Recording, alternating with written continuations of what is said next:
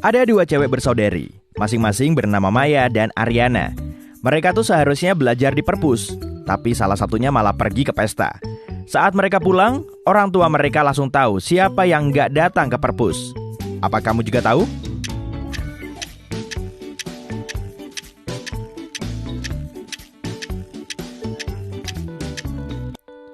Maya, di rambutnya ada glitter tuh. Pak Haris menyewakan kos-kosan. Dia melarang penghuni kosnya membawa hewan peliharaan.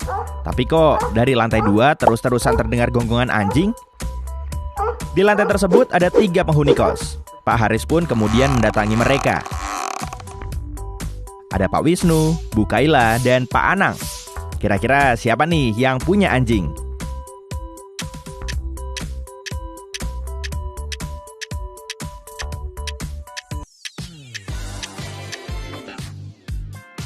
Pak Anang, coba deh lihat rak sepatu miliknya.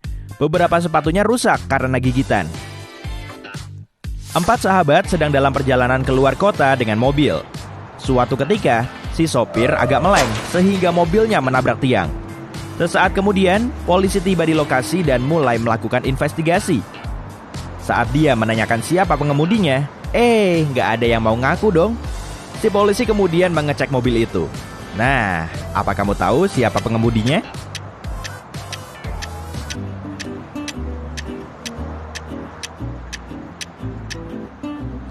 Gadis yang berambut merah.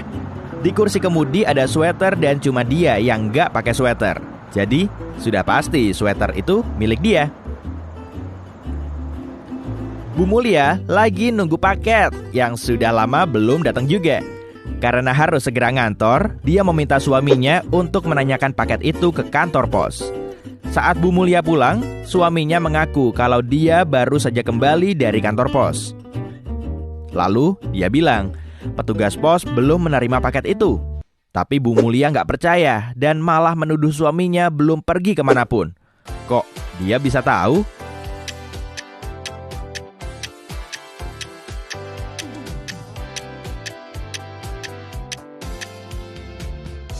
Lihat aja mobilnya, masih tertutup salju. Untuk pergi ke kantor pos, Pak Mulia harus membersihkannya dulu. Di dunia paralel, penghuninya cuma boleh bersenang-senang dan makan permen. Gak ada yang boleh baca buku atau belajar. Bu Ruli pulang setelah ngupi-ngupi di kafe bersama gengnya. Ketiga anaknya juga seharusnya bersenang-senang.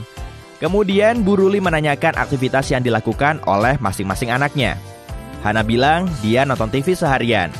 Ella mengaku dia telah menghabiskan waktunya dengan berwisata air. Lalu Eva menjelaskan kalau dia dan teman-temannya ikut lomba makan permen. Tapi Bu Ruli tahu salah satu anaknya itu berbohong. Dia malah belajar seharian. Siapa?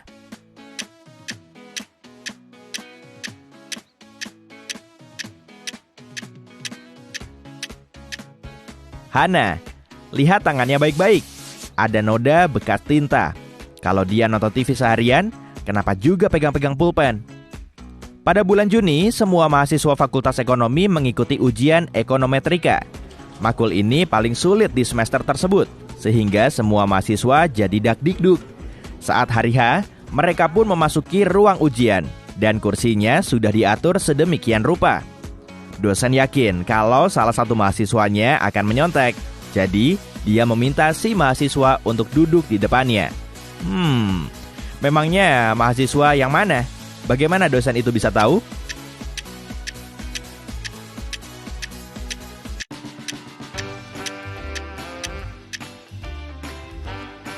Cowok yang berambut hitam. Mahasiswa lain berpakaian ringan. Tapi cuma dia sendiri yang memakai sweater berlengan panjang. Pasti ada yang dia sembunyikan.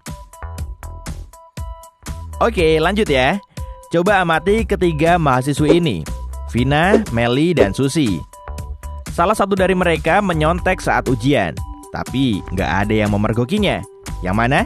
Dan gimana dia menyontek?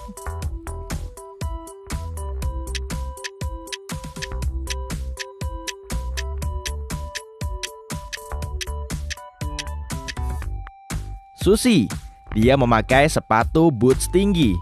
Di dalam sepatu itu ada contekannya. Mia mengadakan pesta di rumahnya. Di tengah pesta, dia tahu kalau kakaknya hilang. Dia pun mengeceknya ke lantai atas. Saat mendekati kamar kakaknya, Mia mendengar suara cekikikan. Rupanya, si kakak sedang ada di dalam kamarnya dengan cewek. Tapi, Mia belum tahu siapa cewek itu.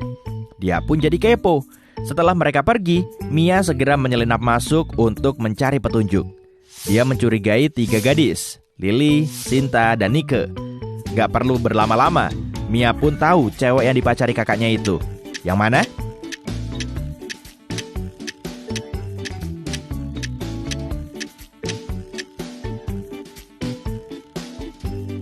Nike.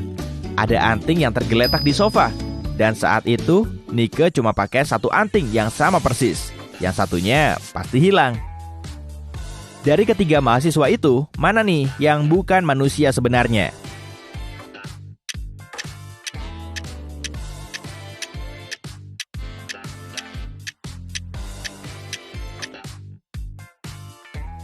Cowok yang di tengah tidak punya bayangan.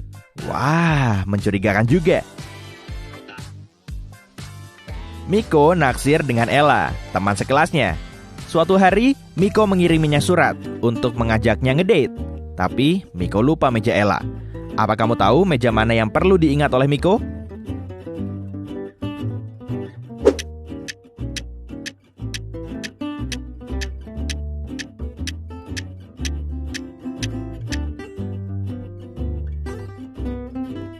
Lihat deh foto Ella. Dia melambaikan tangan kirinya, jadi kemungkinan dia kidal. Cuma ada 1 meja yang pulpennya ditaruh di sebelah kiri buku catatan. Pasti itu meja Ella. Manajer supermarket tahu kalau pisang di tokonya telah dicuri. Dia pun melakukan investigasi sendiri, lalu mendapatkan 3 tersangka. Tapi dia nggak bisa asal nuduh pelanggannya sebelum benar-benar yakin. Coba deh amati mereka lebih dekat. Siapa yang mencuri pisang itu?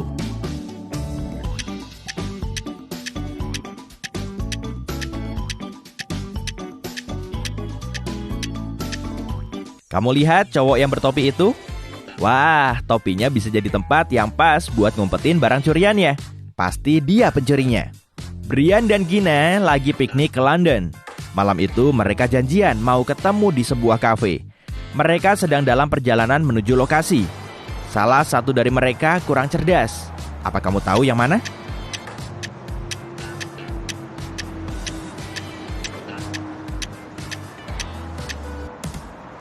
Brian. Di Inggris, pengemudi harus berkendara di sebelah kiri. Lah, dia menyetir mobilnya di sebelah kanan. Saat pagi buta, sejumlah uang telah lenyap dari brankas akuntan di sebuah perusahaan besar. Saat itu cuma ada 3 karyawan. Hani, si akuntan, bilang dia pergi ke kamar mandi selama beberapa menit. Eric, manajer software, mengaku dia sedang istirahat makan siang, jadi nggak tahu menau. Yusuf, petugas kebersihan, bilang saat itu dia sedang membersihkan lantai 2. Jadi, pembohongnya siapa?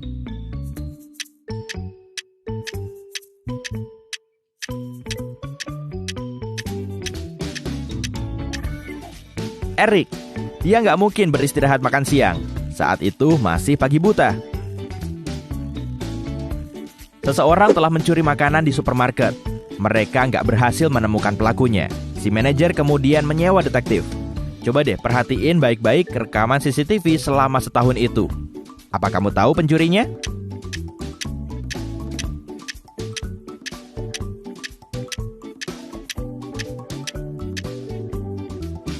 Wanita hamil yang berambut hitam. Udah selama setahun, tapi dia masih juga hamil. Ukuran perutnya juga sama. Wah, pasti pura-pura hamil tuh. Tia dan pacarnya, Dodi, sedang menikmati waktu bersama. Setelah makan siang, Dodi bilang dia harus menyelesaikan urusan mendadak. Lalu dia meninggalkan Tia sampai berjam-jam. Ketika Dodi kembali, Tia tahu kalau Dodi telah menipunya. Seketika itu juga, dia minta putus. Loh, kenapa?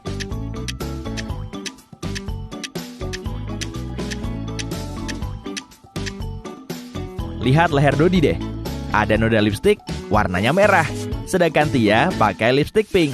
Waduh Dodi, lipstik siapa tuh? Ketahuan ya? Pak Robi, salah satu dokter bedah terbaik, datang ke perusahaan asuransinya. Pria itu bilang dia kerampokan di jalan. Pegawai asuransi pun segera menanyakan detail penjahatnya. Tapi Pak Robi bilang dia nggak ingat. Kejadiannya berlangsung sangat cepat, lagi pula penglihatannya rabun. Tapi kemudian pegawai asuransi itu tidak mau menginvestigasi lebih lanjut. Dia bilang Pak Robi berbohong, karena sebetulnya dia nggak dirampok. Kenapa lelaki itu nggak percaya dengan Pak Robi?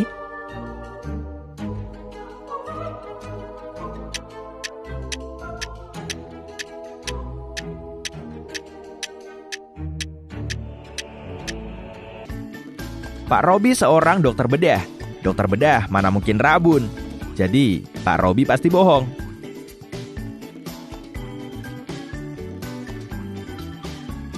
Semua nugget ayam yang dijual di sebuah toko tiba-tiba lenyap. Pemilik toko segera menghubungi polisi. Investigasi pun dimulai.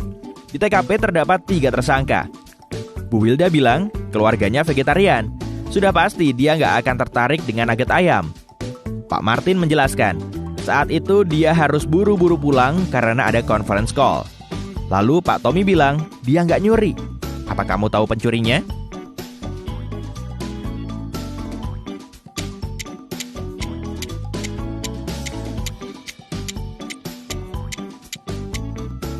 Pencurinya Bu Wilda. Dia bilang keluarganya vegetarian, tapi kok di belakangnya ada ayam panas yang terhidang di atas meja. Ismi sedang menyusuri hutan. Saat mulai gelap, dia mencari-cari jalan pulang, tapi nggak nemu juga. Dia pun tersesat.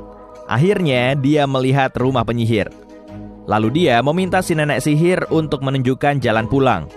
Penyihir itu pun mengiyakan, tapi dengan satu syarat. Dia memberi Ismi seutas tali, lalu berkata, "Taruh tali ini di mana saja. Kalau aku bisa menginjaknya, kamu harus tinggal bersamaku selamanya. Tapi kalau aku tidak bisa, akan kutunjukkan jalan pulang." Apa yang harus dilakukan Ismi?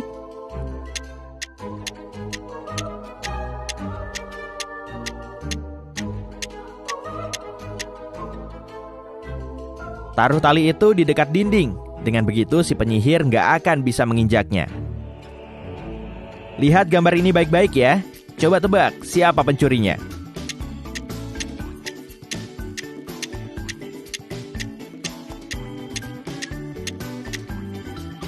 Cowok ini. Tangan kanannya merogoh isi tas cewek ini.